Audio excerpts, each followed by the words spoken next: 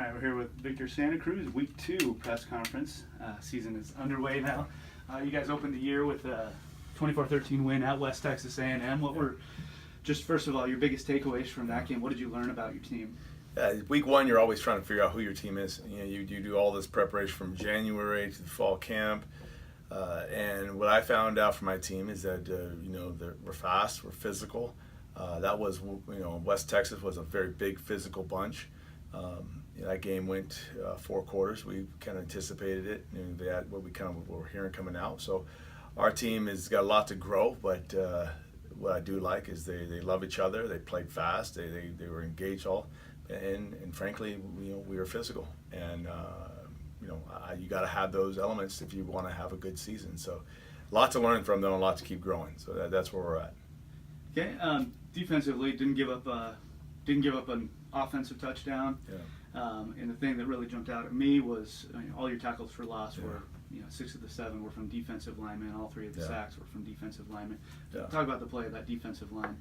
Yeah, I liked what they did. I liked their growth and development. I know that Coach Tuifua, our D-line coach, and Coach Davis, his assistant, and see what Coach Rivas is doing with our coordinating is they're holding a pretty high standard, and we want to play great defense. We expect to play great defense every year here at this program, which is so what the D linemen to have the type of the depth there and the aggression and the flat out effort I saw from them. The DNA is there, the nucleus is there to be a great defensive unit this year. So that was good, and for big guys to have to play in the West Texas weather and to play the 4-quarter games they did, to keep bringing it all 4 quarters, that was good. That was really good.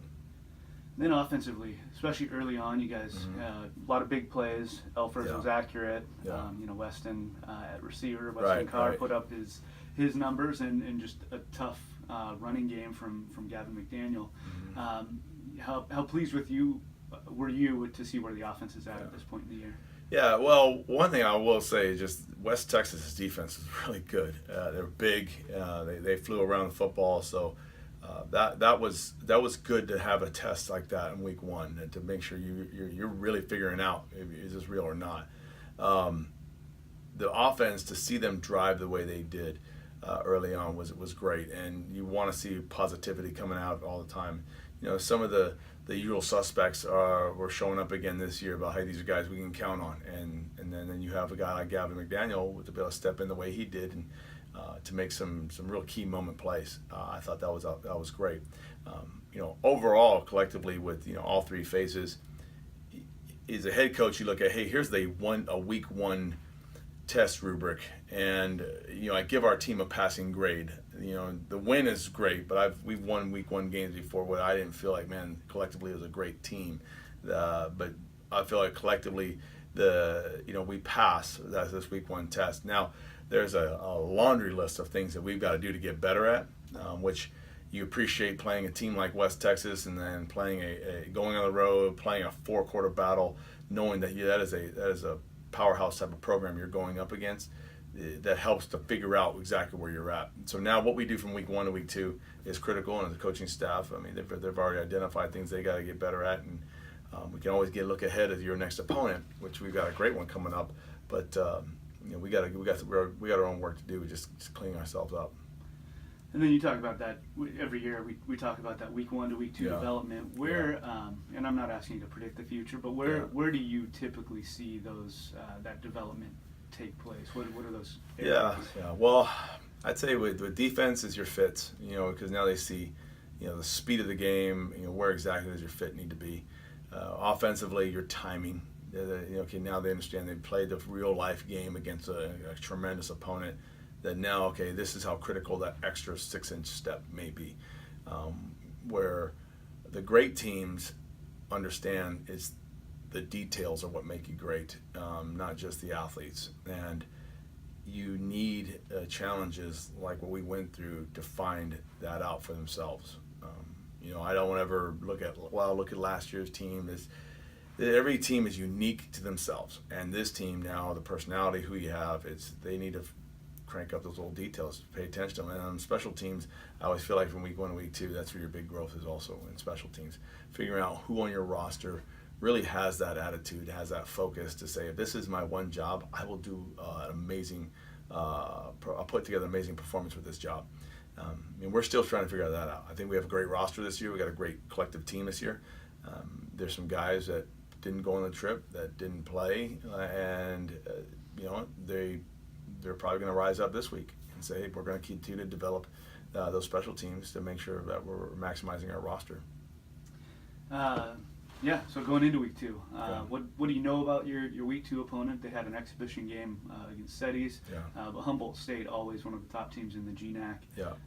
We talked about your defensive line playing great, and they've got a big matchup ahead of them this week with Humboldt State's offensive line. Well, Humboldt State's one of the best offenses in the nation, and there's the veterans they have coming back, Jaquan, Kappa, Weber, Trebuchet, finding an extra year to come back and getting they've got a unit that's played a lot of football together, so there's no doubt they can put up points. There's no doubt they can play football. They're good defensively. Barry Saxler, new defensive coordinator, bringing an attitude to them, and that is going to be attacking. And it's also with Barry kind of knowing his history and who he is. He is he's seen enough football to know how to coach it right and how to bring it at. So I think defense, they're going to be solid. Watching their exhibition game against Sept, they pull the starters early, so you don't get to quite see everything. I know they're not showing you everything. I know Rob is one of the best head coaches there are,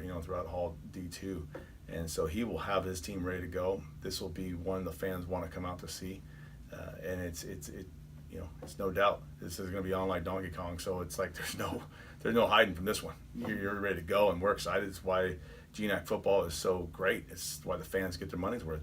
Every week is a dogfight, and no doubt this is going to be one of those weeks. As if the target on your back wasn't big enough, being the defending conference champion, and this being the conference opener. National rankings came out this morning. You guys are in the top 10 for the first time in Division II history. So checking another accomplishment, another first off that Division II era. You've said many times in the past that the pressure doesn't really impact your guys, that you don't really pay attention to the rankings or the conference championships, and you just take care of that week. How much more difficult is it to limit those distractions, as people start talking about kind of those outside things? Yeah, I think you want those outside things if you're going to be a perennial powerhouse program, which we want to be. We want to be the best in the nation. So when those things come, it's like, okay, that's going to come with the territory. So if you let it affect you, it's like, well, you don't really want to be that then. That just comes with the territory. So if you let it distract you, it's like, no, you just talk about wanting to be that. You don't really want to do that. So our team now, I like where they're at. The veterans are leading this group. They understand that that's paper right now. That's not. It doesn't do anything. It doesn't win another snap for us.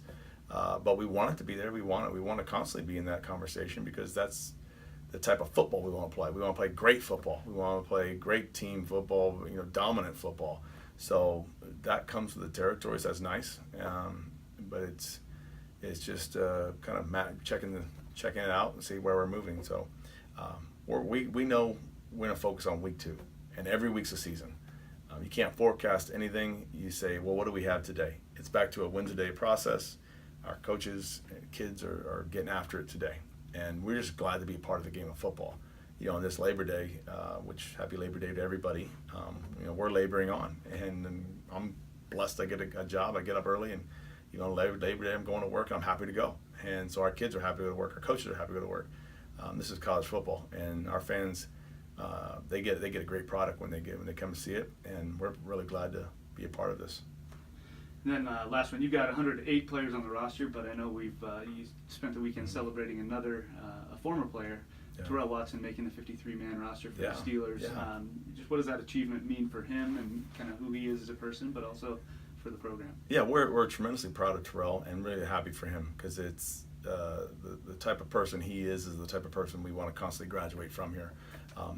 there are a lot of alumni out that have graduated from our program that they've made a metaphorical 53-man roster out there in a variety of industries, and they're world changers. They're doing great things. Terrell, what I love about it, it's the program, the Steelers. I think he's in a great program. They value who he is. I think his running style fits them extremely well. I got to see his last game. Watched through the film with his last game, and I saw that, okay, this guy's really developed his game. I mean, they're splitting him out wide as a receiver. He's got fluid hips. He's catching the ball well.